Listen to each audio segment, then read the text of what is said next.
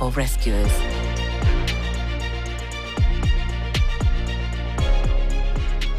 In and out of every disaster Kenya has witnessed, on every footage and picture short of the gory scenes, has been the unmissable presence of Kenya Red Cross staff at work.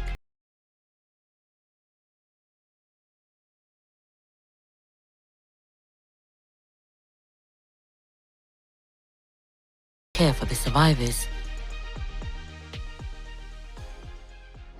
But where did the Kenya Red Cross story begin? What keeps its heartbeat running and enduring memories of its work stubbornly inerasable in the Kenyan mind?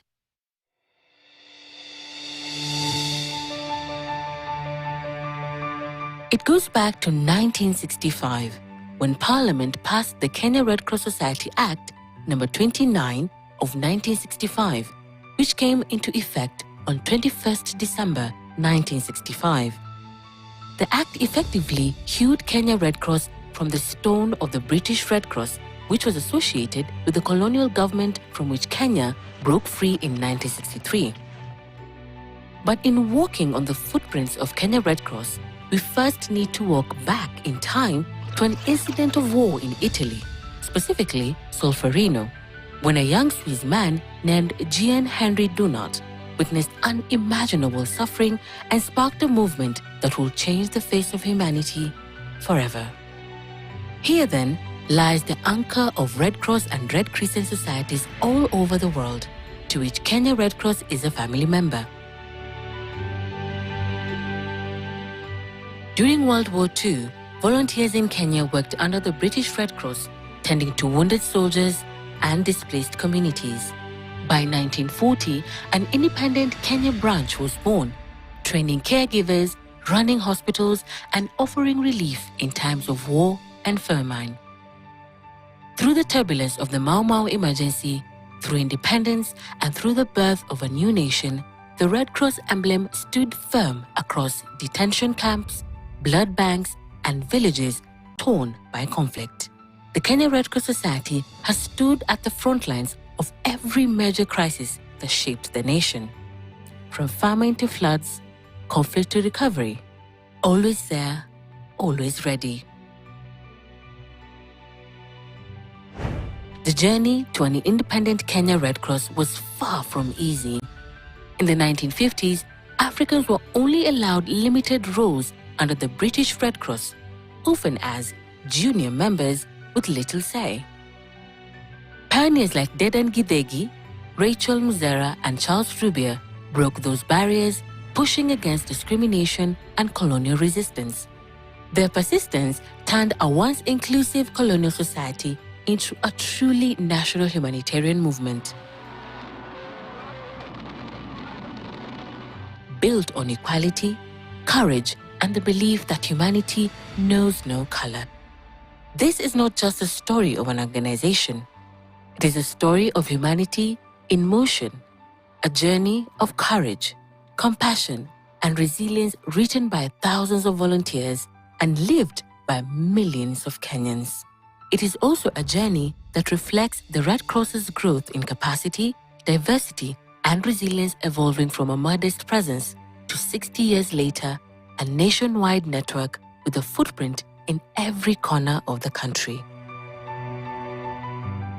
From the shadows of colonial rule, a new dawn emerges. A people reclaiming their destiny. A nation rising to govern itself, guided by the promise of freedom, unity, and progress. Amid this transformation, a quiet humanitarian revolution unfolded. The British Red Cross branch in Kenya began evolving into a national society under Rachel Muzera, the first African director, and Charles Rubier, the founding president, charting a new path as a truly Kenyan institution. In 1964, when it became independent, I was appointed as a Secretary General for Kenya Red Cross Society, and I worked there for 7 years. It was difficult those days, by the way, difficult because the organization was not really known by our Kenyan people. It was a voluntary organization, and to get people to volunteer their services and their money, it was very, very difficult indeed. Okay. However, we managed, and during those days, I mean, we had a lot of European volunteers, some Asian volunteers, and a few Africans. And I don't really blame them at all, because you see, volunteering your time, your money. They didn't have that kind of cash, they didn't have the money, and the time was specifically for, their work. So, but we did manage. When many institutions in Kenya did not have women leaders, Kenya Red Cross was led by a woman, and it's Rachel Mzera. And people, I think we underestimate the impact of that. We underestimate the impact of how in 1965, a national institution was led by, a woman who was competent and got the responsibilities based on her competence. And she went on to provide excellent leadership for many years. The new leadership called for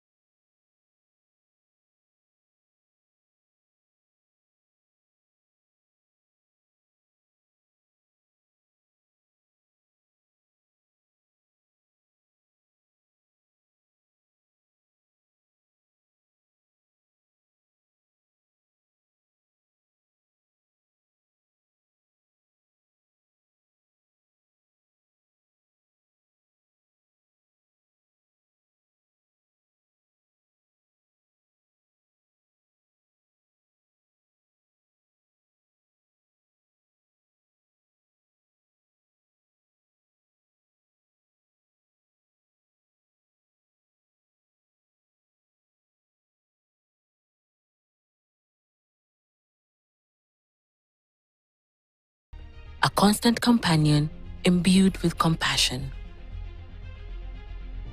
Barely 5 years after its founding, the Kenya Red Cross Society faced its first national emergency.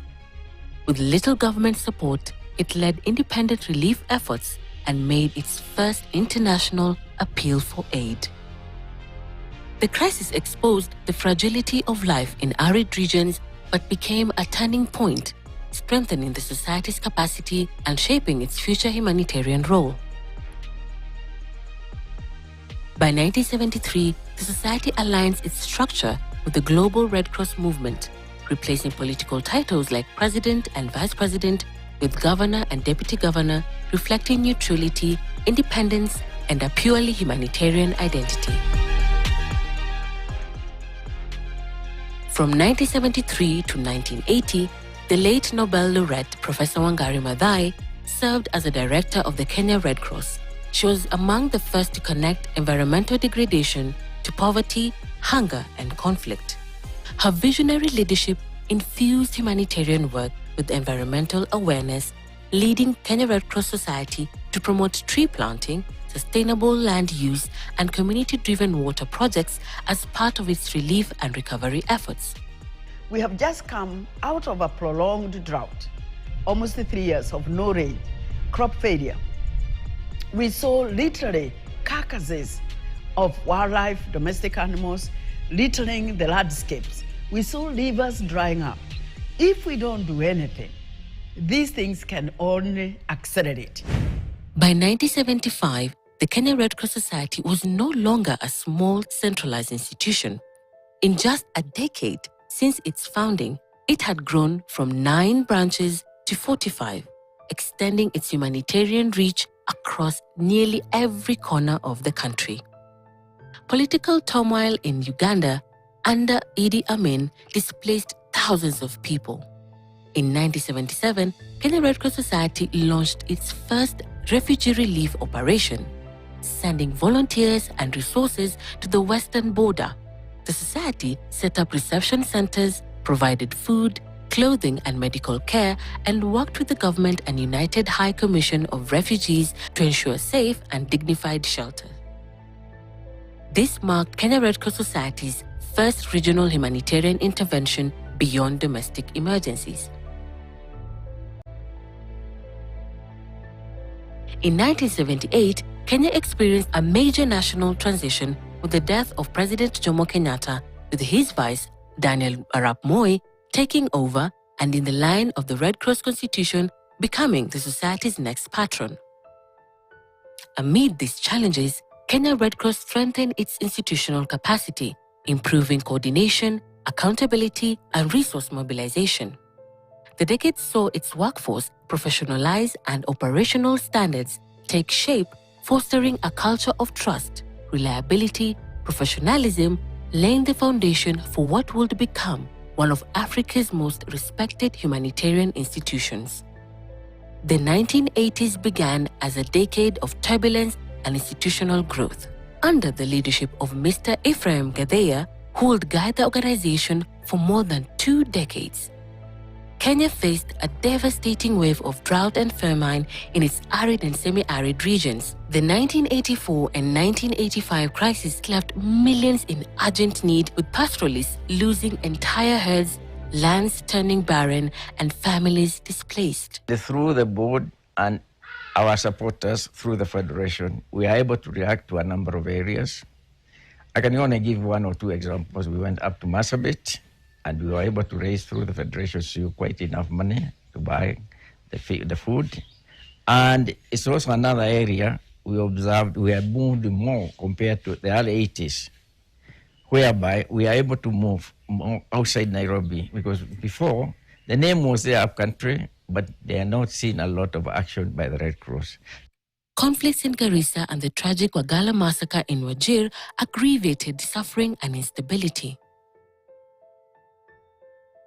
Because we have already brought up the National Society presence in Garissa and other areas, the reaction we did, regardless of the problem we went through, unfortunately, we were not allowed to go to Ghana, for example, but we had already created a name in those areas. People have seen the Red Cross on the ground, and that made us easier work after that. We are able now to include other programs related to the development. And also, it made us work with conjunction of other NGOs, which were still on the ground. And the main one was the Catholic Church, which was very supportive. 2, AMREF were also involved. Through it all, the Red Cross emblem remained a steadfast symbol of neutrality, compassion, and hope.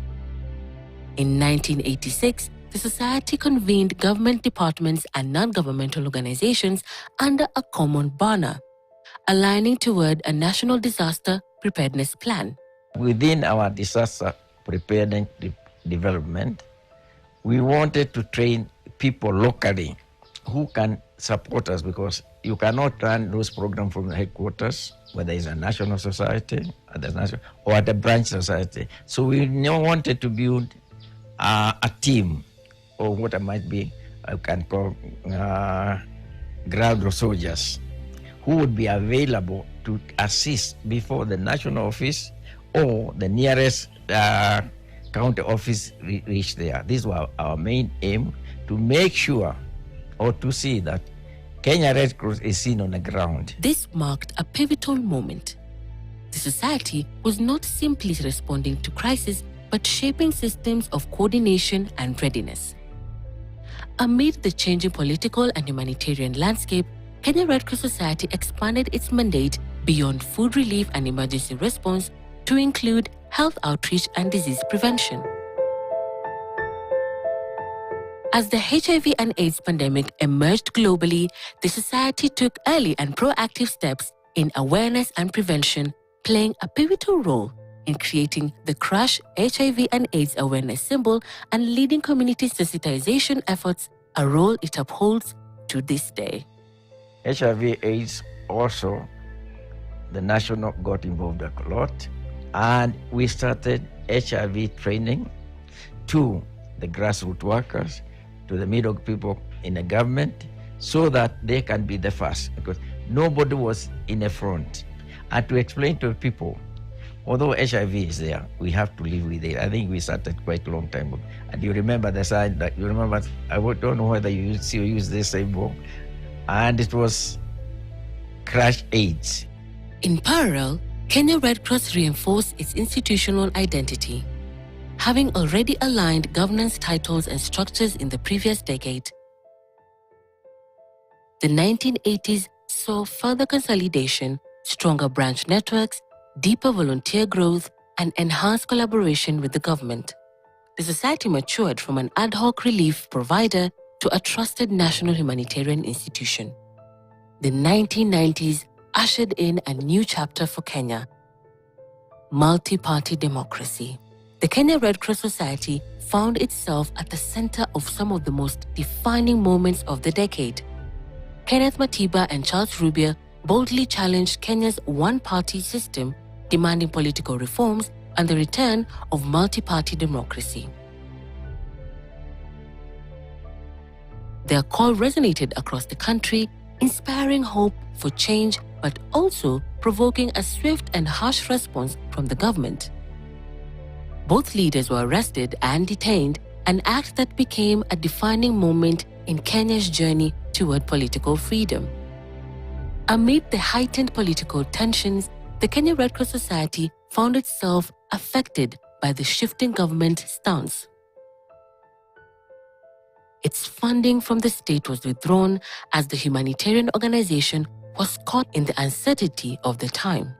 For decades, the society continued its life-saving work through the support of partners and the goodwill of Kenyans until the government funding was finally reinstated in 2023, marking the restoration of a long-delayed partnership. The late 70s and the 80s, Kenya Red Cross was easily seen by the government as part and parcel of the opposition politics of the country, which reminds us and reminds future generations on why one of the principles of this organization is to steer away from political controversy. And that is so that in the interest of those who we serve, we have access to everyone, irrespective of political opinion, race, religion. When Somalia collapsed in 1991, waves of refugees crossed into Kenya, seeking safety and survival. Together with the International Federation of Red Cross and Red Crescent Societies, mounted one of Africa's largest humanitarian operations. Refugee camps sprung up in Utange, Marafa, Swalenguru, and Hatimi in the coast region, safe havens in the midst of crisis. But as the refugee emergency unfolded, another disaster struck close to home. Between 1992 and 1994, northeastern Kenya faced a prolonged and devastating drought. The Kenya Red Cross Society led major relief efforts alongside the government, the International Federation of Red Cross and Red Crescent Societies, and United Nations agencies, delivering food, water, and hope to communities on the brink. Then came the tribal clashes in the Molo district of Nakuru in 1991. Families were displaced, homes destroyed, and lives lost. Once again, the Kenya Red Cross Society teams were on the ground responding, comforting, and rebuilding. The unrest flared again on June 9, 1998, when parts of Rift Valley were engulfed with politically motivated violence following the December 1997 elections. Just months later, tragedy struck at the heart of the capital. On August 7, 1998, the US Embassy in Nairobi was bombed, a moment that shook the nation to its core. Amid chaos and destruction, the Kenya Red Cross Society volunteers rushed to the scene. They dug through the rubbles, organized blood drives, and comforted the wounded and bereaved. Over 200 lives were lost, but the spirit of humanity endured. As the decade drew to a close, the Kenya Red Cross Society adopted its 1999 to 2004 strategic plan, a blueprint for strengthening its reach through a new era of decentralization. It reflected lessons learned and renewed commitment to serve no matter the challenge, no matter the cost. We implemented food security programs that looked at the longer-term needs of the community and how to address the incidences of food insecurity, so thereby introducing systems that would utilize the natural resources such as proper water management to integrate additional agricultural activities, even within the livelihoods that were mostly pastoralists. The dawn of the new millennium brought both promise and pain. In 2000, Kenya was gripped by a severe drought that left over 4 million people food insecure. It was a test not only for the nation, but also for the Kenya Red Cross Society. The organization faced its own internal crisis. As resources ran dry, debts soared to over 23 million shillings, donor support dwindled, and staff morale plummeted. The proud humanitarian institution was at a crossroads. This led to the International Federation of Red Cross and Red Crescent Societies and the International Committee of Red Cross Support and the secondment and appointment of Dr. Abbas Gullet in 2001 to lead institutional reforms and financial recovery. Dr. Gullet assumed leadership as Secretary General with Paul Birech as Governor, ushering in a new era of transformation, professionalism, and renewed credibility. Under their stewardship, the Kenya Red Cross Society embraced modern technology, decentralization, and regional empowerment, laying the foundation for a more responsive and resilient institution. Dr. Abbas Gullet went on to be the longest-serving Secretary General to date. Tragedy would once again test the nation's spirit. In March 2001, the Kianguli Secondary School fire claimed 59 young lives. 3 years later, in 2005, the Turbi massacre in Marsabit shattered communities. Armed conflict between rival clans left over 80 people dead, most of them children, and displaced more than 6,000. The Kenya Red Cross Society mounted responses, bringing relief, dignity, and hope to survivors. In 2002, Kenya held a historic presidential and general election that marked the end of an era and the beginning of a new one. Mwai Kibaki became Kenya's third president, and with that, the new patron of the Kenya Red Cross Society. The 2007-2008 post-election violence remains one of Kenya's darkest chapters. As communities burned and families fled, the Kenya Red Cross Society became the nation's lifeline. Its swift and coordinated response saved thousands. Volunteers provided food, shelter, and medical care, traced and reunited separated families, and brought hope to those displaced by fear and conflict. Amid the turmoil, the government appointed the Kenya Red Cross Society as the lead agency for the National Emergency Response, a historic mark of trust and capability. The motivation was to lead by example. So I said, well, I'm the CEO, I'm the Secretary General, we go out. I drive the fast car, you guys follow me up. and nothing would happen to you. And we will stand up and talk to those powers be, whether it's the police or the vigilante group that may then question us, and we have to go out and be seen. By 2009, Kenya stood proud on the global humanitarian stage. The International Red Cross General Assembly convened in Nairobi, a first for the region. During the assembly, the Kenya Red Cross Society Governor Paul Birech was elected Vice President of the International Federation of Kenya Red Cross and Red Crescent Societies for Africa, a recognition of Kenya's growing leadership in the humanitarian service. That same year, tragedy struck once again. The Nakumatt fire in downtown Nairobi claimed lives and left many injured. The Kenya Red Cross Society volunteers worked tirelessly in recovery, tracing, and counseling, a reflection of their unwavering commitment to humanity. As the decade closed, yet another catastrophe hit: a fuel tanker explosion at the Sachangwan on the Nakuru-Eldoret highway, killing 140 people and severely injured more than 230 others. The images of the disaster were haunting. The Kenya Red Cross was there, standing with survivors through pain and recovery. Sijawahi kuona maishani mwangu vile watu wamechomeka, sijawahi kuona, na tumestuka sana, hata sijui vile nitaweza kusema. Tunasema pole kabisa. Wajini nimeona hata hii ni kama imeshinda ya Nakumatt. Imeshinda kabisa.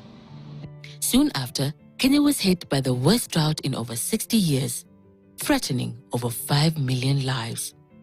In response, the Kenya Red Cross Society joined forces with corporate partners, the Media Owners Association, and other organizations to launch the Kenyans for Kenya initiative, a powerful act of solidarity that mobilized the nation.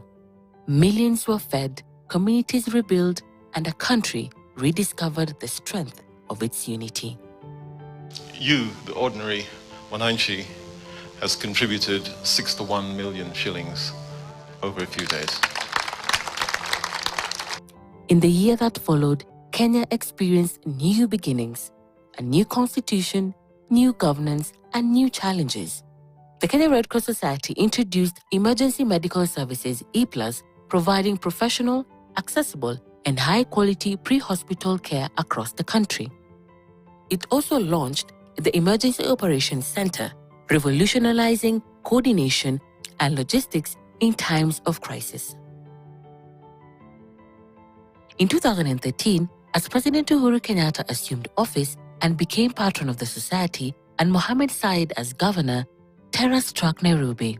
Gunmen attacked the Westgate shopping mall, killing 67 people and injuring many more.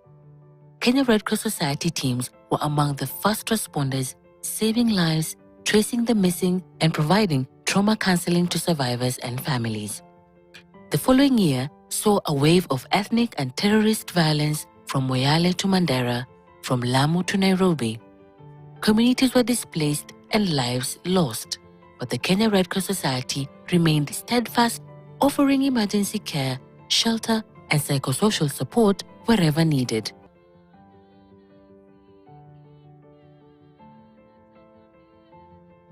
April 2015 brought another moment of national grief.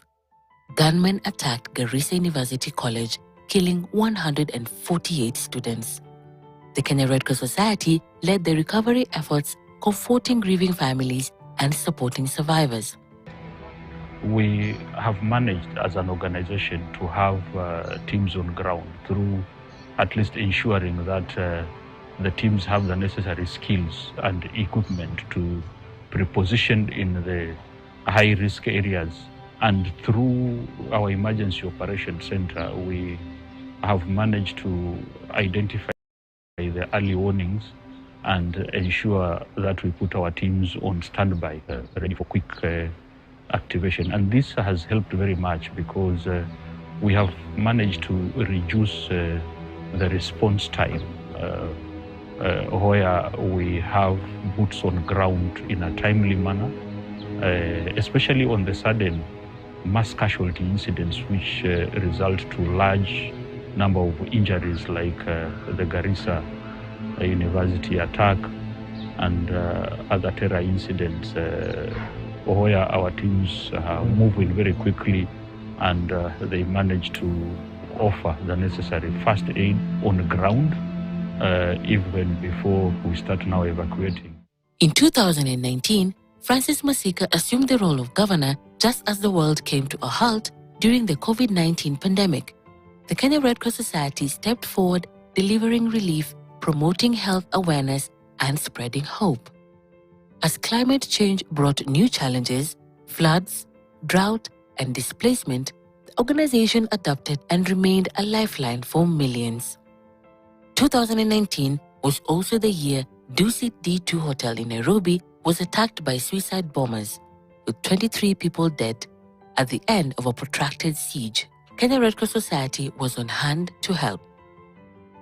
In 2020, as the world came to a standstill, a new chapter began.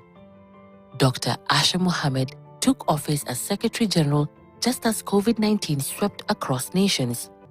Her team rose to the challenge, launching nationwide awareness campaigns, vaccination drives, and hygiene programs that reached millions. But even as the pandemic raged, another silent disaster unfolded. The worst desert locust invasion in 70 years devastated farmlands and livelihoods. Kenya Red Cross Society volunteers stood shoulder to shoulder with farmers, tracking swarms, distributing food aid, and restoring hope in the face of despair. This is one situation that impacted everyone. And it found us in a situation where we not only had to think about, the communities and the people we were serving, but to think about the staff and volunteers of the Red Cross who would have to go out there and get exposed. By 2021, drought returned, and through the Drought Emergency Appeal, the Society delivered life-saving food, clean water, and cash assistance across the arid lands of Kenya. In 2022, Kenya entered a new political era with the election of President William Ruto, who became patron of the Society, with Geoffrey Korir serving as governor of the Society. A year later, leadership transitioned once again. Dr. Ahmed Idris took over as Secretary General, ushering in a bold new era of digital transformation, innovation, and youth engagement. Our youth program and our Young Red Crossers program, how to attract very young people at the young ages to become members of the Red Cross clubs, grow them through the various levels, and to have them continue volunteering and providing services.